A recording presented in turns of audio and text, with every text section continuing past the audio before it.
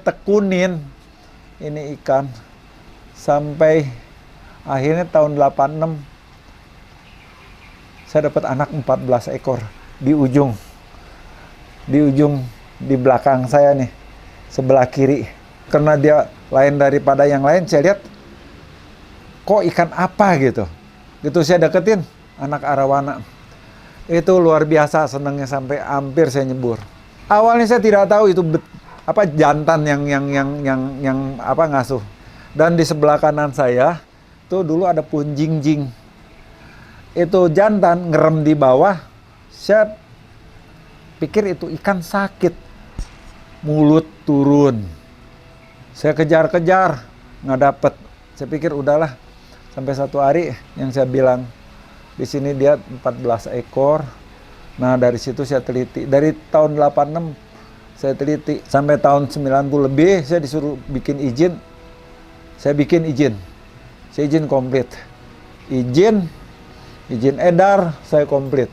Tapi karena saya dulu ada jual belakangan, merasa ini ikan purba, jadi saya tidak jual.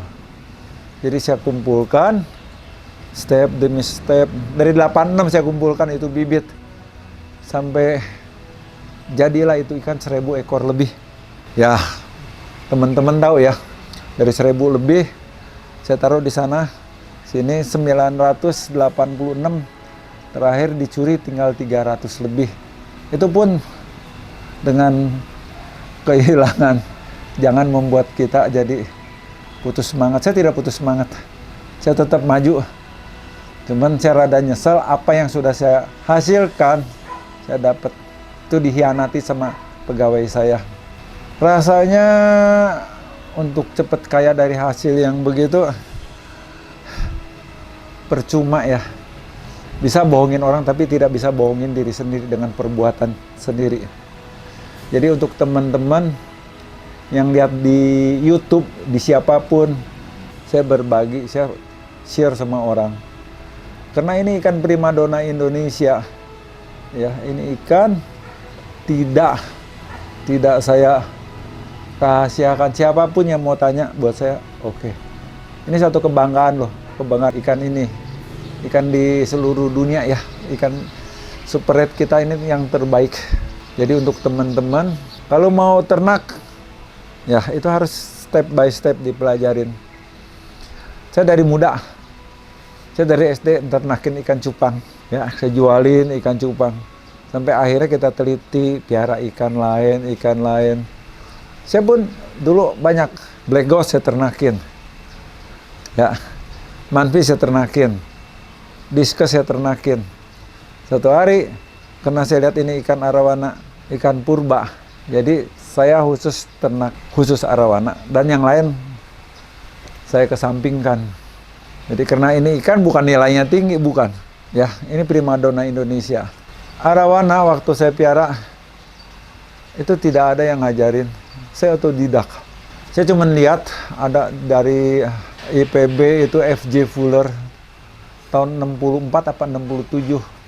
Di atas seizin pemerintah dia datang ke Kalimantan. Dia mengebedah ikan yang besar, dia bedah. Dia ambil kalau nggak salah 84 apa 80 berapa ekor. Seizin pemerintah Indonesia. Dia ke Kalimantan, dia bedah, dia pelajarin bahwa ini ikan di saluran itu dia tidak ada sperma.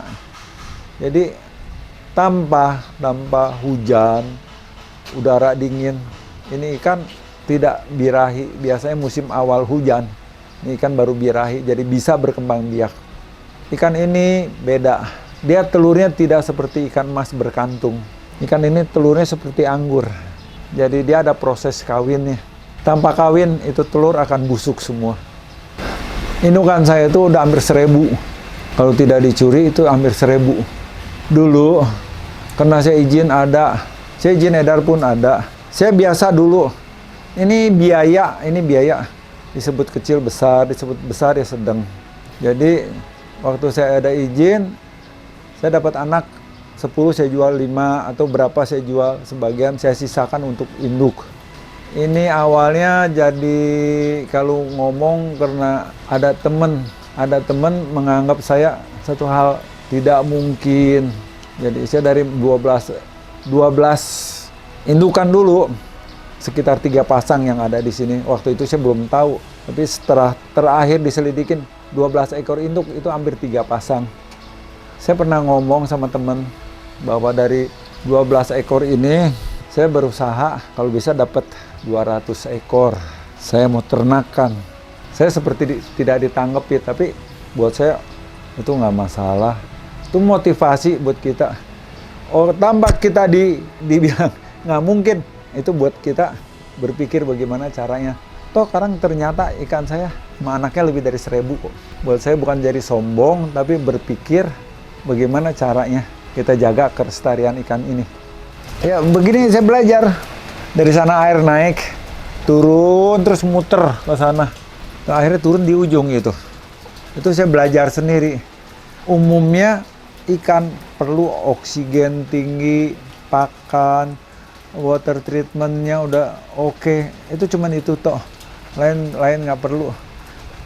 Kalau orang bilang ikan arawana sama, itu saya kurang setuju. Ya seperti ayam aja, ayam ado.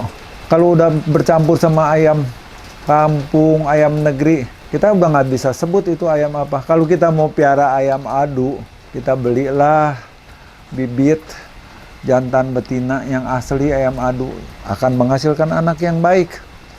Kalau kita tidak tahu itu turunannya apa, ikan kita asal beli, itu cilaka. Tapi untuk piara hobi-hobi oke lah. Bisa dilihat musim kawin sekarang. Awal musim hujan itu ikan pada birahi. Jadi kita pelajarnya dari situ. Ikan di Indonesia umumnya tuh hutan hujan. Jadi ikan birahinya waktu hujan. Awal hujan itu ikan mulai untuk birahi. Di mana suhu air turun rendah jadi lebih dingin, itu ikan mulai birahi. Beda sama di Amerika, di Brasil. Untuk teman-teman banyak yang bertanya sama saya, arawana, kalau benar itu dia proses kawin, biasanya proses kawin itu 1 bulan dia nempel, dia kawin, proses 1 bulan, nanti sesudah kurang lebih 1 bulan, ntar sekitar berapa hari itu ikan hilang, kebanyakan nggak ada di permukaan. Dia cari di dasar yang tidak terlalu dalam untuk bertelur. Dan sesudah bertelur, jangan orang pikir, oh seminggu, 2 minggu, itu nggak mungkin, karena dia ikan purba. Dia 30 hari aja telur masih gede. Jadi kalau teman-teman tahu nih, dia tanggal 1 seumpama dia bertelur. Kita lihat dari jantannya, mulut turun, kita harus catat. Ada bagusnya 50 hari, 45, 50 hari, itu kita panen, jangan terlalu lama. 50 hari pun bila musim hujan, dia telur masih ada. Tapi bila suhu air hangat, hujan berkurang, itu telur tinggal kecil. Ada bagusnya 50 hari, 45 hari itu dipanen. Itu aja teman-teman. Banyak sekali saya kendala.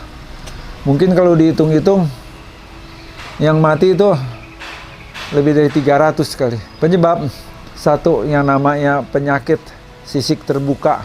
Itu namanya dropsy. Itu juga bawa penyakit.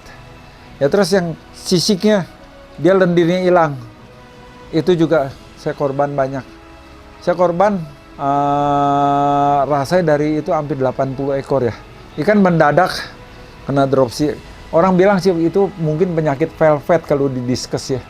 Penyakit velvet, dia udah nyerang ikan, itu ikan pucat badannya. Jadi sisiknya, lendirnya hilang. Jadi semua keputih-putihan. Dulu saya sampai pusing, katanya ada obat Jerman 1 juta lebih saya beli. Dipikir nilai arawananya lebih mahal. Apapun obat saya beli. Terakhir mudah kok obatnya. Kita cuma kasih antiseptik, Dettol. Dettol kita campur di air, kita obatin. Bagi ikan yang udah parah mungkin langsung bisa liwat mati. Tapi bagi yang belum parah, itu saya jamin sembuh. Itu pengalaman saya. Itu dengan Dettol itu mengurangi kematian saya sekian banyak. Saya share begini ke teman-teman bukan karena apa. Saya pencinta binatang, ikan, burung. Kita nggak bisa nyangkal bahwa mereka juga bernyawa ya, makhluk hidup ciptaan Tuhan. Jadi kita hidup di dunia Kalau bisa saling berdampingan, kenapa tidak? Hati